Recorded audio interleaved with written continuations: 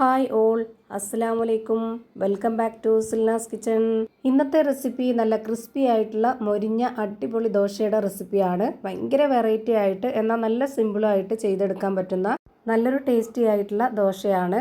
ഈ ഒരു ദോശ തയ്യാറാക്കാൻ അരിയും ഉഴുന്നൊന്നും അരച്ചെടുക്കേണ്ട ആവശ്യമില്ല. അതുപോലെ തന്നെ മാവ് റെസ്റ്റ് ചെയ്യാനും വെക്കേണ്ട ആവശ്യമില്ല. വളരെ പെട്ടെന്ന് ഈസി ആയിട്ട് തയ്യാറാക്കിയെടുക്കാൻ പറ്റുന്ന നല്ല ടേസ്റ്റി ആയിട്ടുള്ള ഒരു അടിപൊളി ദോശയാണ്. അപ്പോൾ ഇതെങ്ങനെയാണ് തയ്യാറാക്കിയെന്ന് അറിയാനായിട്ട് വീഡിയോ സ്കിപ്പ് ചെയ്യാതെ മുഴുവനായിട്ടൊന്ന് കണ്ടു നോക്കണേ. റെസിപ്പിയിലോട്ട് കിടക്കുന്നതിന് മുമ്പായി സിൽനാസ് കിച്ചൺ ചാനൽ ആദ്യമായിട്ട് കാണുന്നവരാണെങ്കിൽ പ്ലീസ് ഒന്ന് സബ്സ്ക്രൈബ് ചെയ്തേക്കണേ. ഒപ്പം തന്നെ ഈ വീഡിയോസ് നിങ്ങൾക്ക് ഇഷ്ടപ്പെടുകയാണെങ്കിൽ ഒരു ലൈക്ക് ചെയ്ത് ഷെയർ ചെയ്ത് ഹൈപ്പ് ചെയ്ത് സപ്പോർട്ട് ചെയ്യാനും മറക്കരുത്. ഇനി നമുക്ക് ഇതെങ്ങനെയാണ് തയ്യാറാക്കുന്നതെന്ന് നോക്കാം. ഇതിനായി ആദ്യം തന്നെ ഞാനിവിടെ ഒരു മിക്സിയുടെ ജാർ എടുത്തിട്ടുണ്ട്. ഇതിലേക്ക് 250 ml കപ്പിൻ്റെ അളവിൽ 2 കപ്പ് അരിപ്പൊടിയാണ് ഇട്ട് കൊടുക്കുന്നത്. അരിപ്പൊടി വറുത്തതോ വറുക്കാത്തതോ ഏതായിരുന്നാലും കുഴപ്പമില്ല. ഞാൻ എടുത്തിട്ടുള്ളത് വറുത്ത അരിപ്പൊടിയാണ്. ഈ ഒരു 2 കപ്പ് അളവിനുള്ള ഇൻഗ്രീഡിയൻസ് ആണ് ബാക്കിയുള്ളതെല്ലാം ചേർത്ത് കൊടുക്കുന്നത്. നിങ്ങൾ എത്ര അരിപ്പൊടിയാണോ എടുക്കുന്നത് അതിനനുസരിച്ച് ബാക്കിയുള്ള ഇൻഗ്രീഡിയൻസിൻ്റെ അളവും കറക്റ്റാക്കി എടുക്കുക. ഇനി ഇതിലേക്ക് ഒരു 1/2 കപ്പ് അളവിൽ കട്ടിയായിട്ടുള്ള തൈരാണ് ഒഴിച്ചു കൊടുക്കുന്നത്. അത് ഓരോരുത്തരുടെ ഇഷ്ടത്തിനനുസരിച്ച് പുളിയുള്ളതോ പുളിയില്ലാത്തതോ ഒഴിച്ചു കൊടുക്കാവുന്നതാണ്. ചിലവർക്ക് ദോശ കുറച്ച് പുളിപ്പോട് കൂടി കഴിക്കുന്നതായിരിക്കും ഇഷ്ടം. ചിലവർക്ക് ഒട്ടും പുളി ഇഷ്ടമുണ്ടാവില്ല. അപ്പോൾ അതിനനുസരിച്ച് എടുക്കാവുന്നതാണ്. തൈര് എടുത്തിട്ടുള്ള അതേ കപ്പ് അളവിൽ തന്നെ ഇനി 1 കപ്പ് ചോറ് ഇട്ട് കൊടുക്കാവുന്നതാണ്. അതായത് മെഷർമെൻറ്റ് കപ്പിൻ്റെ 1/2 കപ്പ് അളവിലാണ് ഇത് രണ്ടും എടുത്തിട്ടുള്ളത്. ഇതേ കപ്പ് അളവിൽ തന്നെ ഇനി 1 കപ്പ് ഗോതമ്പ് പൊടി ഇട്ട് കൊടുക്കാം. തൈരും ചോറും ഗോതമ്പ് പൊടിയും എല്ലാം ഇതേ കപ്പ് അളവിൽ തന്നെയാണ് ഇപ്പോൾ എടുത്തിട്ടുള്ളത്. ഇനി ഇതിലേക്ക് ഒരു നുള്ള് സോഡാപ്പൊടി ഇട്ട് കൊടുക്കാം. പിന്നെ ആവശ്യത്തിനുള്ള ഉപ്പും കൂടെ ഇട്ട് കൊടുത്തതിന് ശേഷം ഇത് അരച്ചെടുക്കാനായിട്ട് വെള്ളം ഒഴിച്ചു കൊടുക്കണം.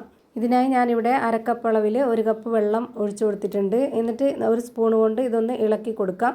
അപ്പോൾ നമുക്ക് ഇതിലേക്ക് ഇനി എത്രത്തോളം വെള്ളം ഒഴിക്കണമെന്നുള്ളത് മനസ്സിലാവും. അതുപോലെ തന്നെ ബ്ലേഡിൽ ഈ ഒരു മാവൊന്നും പറ്റിപ്പിടിച്ചിരിക്കുകയില്ല.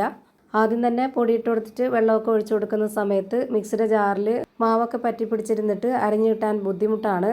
അപ്പോൾ ഇത്രയും നമ്മൾ ഇട്ട് കൊടുത്തതിന് ശേഷം അരച്ചെടുക്കുമ്പോൾ ഇതുപോലെ ഒന്ന് ഇളക്കി കൊടുത്തതിന് ശേഷം ഒരു 1/2 കപ്പ് വെള്ളവും കൂടെ ഒഴിച്ചു കൊടുത്തിട്ട് വീണ്ടും ഇത് നന്നായിട്ടൊന്ന് ഇളക്കി കൊടുക്കുക. ഇനി ഇതിൽ വീണ്ടും വെള്ളം ആവശ്യമുണ്ട്. അപ്പോൾ അതുകൂടെ ഒഴിച്ചു കൊടുത്തിട്ട് അരക്കാൻ നിന്ന് കഴിഞ്ഞാൽ ഇത് പെട്ടെന്ന് നമ്മൾ ഓണാക്കുമ്പോൾ പുറത്തോട്ട് പോകാൻ സാധ്യതയുണ്ട്. അപ്പോൾ അങ്ങനെ വരാതിരിക്കാൻ വേണ്ടിയിട്ട് ഞാൻ ആദ്യം ഇതൊന്ന് അരച്ചു കൊടുത്തിട്ട് പിന്നെ നമുക്ക് അരയാൻ ബുദ്ധിമുട്ടായിട്ട് വരുന്ന ആ ഒരു സമയത്ത് പിന്നെ ഇതിലേക്ക് വീണ്ടും 1/2 കപ്പ് അളവിൽ 2 കപ്പ് വെള്ളവും കൂടെ ഒഴിച്ചു കൊടുത്തിട്ടാണ് ഇത് അരച്ചെടുത്തിട്ടുള്ളത്. ഇപ്പോൾ ഈ ഒരു മാവിൻ്റെ കറക്റ്റ് പരുവം എന്ന് പറയുന്നത് ഇതാണ്. നമ്മുടെ സാധാരണ ദോശയൊക്കെ ചുടാനായിട്ട് എടുക്കുന്ന അതേ മാവിൻ്റെ കറക്റ്റ് പരുവത്തിലാണ് ഇത് റെഡിയാക്കി എടുത്തിട്ടുള്ളത്. അപ്പോൾ ആകെ ഇതിലേക്ക് ഒഴിച്ചു കൊടുത്തിട്ടുള്ള വെള്ളം 1/2 കപ്പ് മെഷർമെൻറ്റ് കപ്പിൻ്റെ അളവിൽ 4 കപ്പ് വെള്ളമാണ്.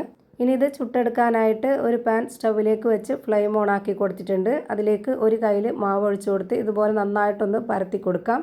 ഇതുപോലെ നന്നായി പരത്തി കൊടുത്തതിന് ശേഷം ഇതൊന്ന് ക്രിസ്പി ആയിട്ട് കിട്ടാനും കുറച്ച് ഒന്നുകൂടി നല്ലൊരു ടേസ്റ്റ് കിട്ടാനൊക്കെ വേണ്ടിയിട്ട് നമുക്കിതിലേക്ക് കുറച്ച് നെയ്യോ അല്ലാന്നുണ്ടെങ്കിൽ ബട്ടറോ ഓയിലോ എന്തെങ്കിലും കുറച്ചൊന്ന് ഒഴിച്ചു കൊടുക്കാം. ഇപ്പോൾ ഇവിടെ കുറച്ച് ഓയിൽ ഒഴിച്ചു കൊടുത്തിട്ടുണ്ട്.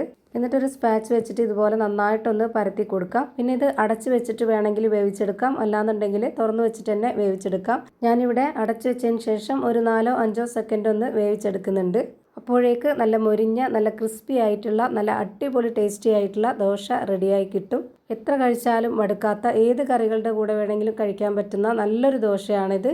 ഇനിയിപ്പോൾ ഈ ഒരു പാനിൽ കുറച്ച് എണ്ണമയം ഉണ്ടാവും. അപ്പോൾ ഇത് നമ്മൾ മാവ് ഒഴിച്ചു കൊടുക്കുമ്പോൾ പരക്കാൻ ബുദ്ധിമുട്ടുണ്ടാവും. അതിന് നമ്മൾ അടുത്ത മാവ് ഒഴിക്കുന്നതിന് മുമ്പായിട്ട് ഒരു കോട്ടൺ തുണി വെച്ചിട്ട് ഇതൊന്ന് നന്നായിട്ട് തുടച്ചെടുക്കാം. എന്നതിന് ശേഷം മാത്രം ഈ അടുത്ത കയ്യിൽ മാവ് ഒഴിച്ചു കൊടുക്കുക. വീണ്ടും അതിലേക്ക് കുറച്ച് ഓയിൽ ഒഴിച്ചു കൊടുത്തിട്ട് ഇതുപോലെ ഒന്ന് സ്പ്രെഡ് ആക്കിയതിന് ശേഷം അടച്ചു വെച്ചൊന്ന് വേവിച്ചെടുക്കുക.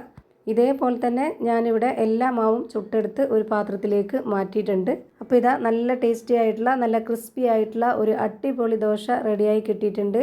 അപ്പോൾ ഇത്രയേ ഉള്ളൂ ഇന്നത്തെ വീഡിയോ ഇഷ്ടമായാൽ ലൈക്ക് ചെയ്യാനും കമൻറ്റ് ചെയ്യാനും ഷെയർ ചെയ്യാനും ഹൈപ്പ് ചെയ്യാനും മറക്കരുത്. അതുപോലെ തന്നെ ഞാനിടുന്ന പുതിയ വീഡിയോസ് നോട്ടിഫിക്കേഷനായിട്ട് കിട്ടുന്നതിന് വേണ്ടി സബ്സ്ക്രൈബ് ചെയ്ത് ബെല്ലൈക്കൺ അമർത്തി അതിൽ ഓൾ എന്ന ഓപ്ഷൻ എനേബിൾ ചെയ്ത് കൊടുക്കാനും മറക്കരുത്. പുതിയ ഒരു വീഡിയോയുമായി വീണ്ടും വരും. Thank you for watching.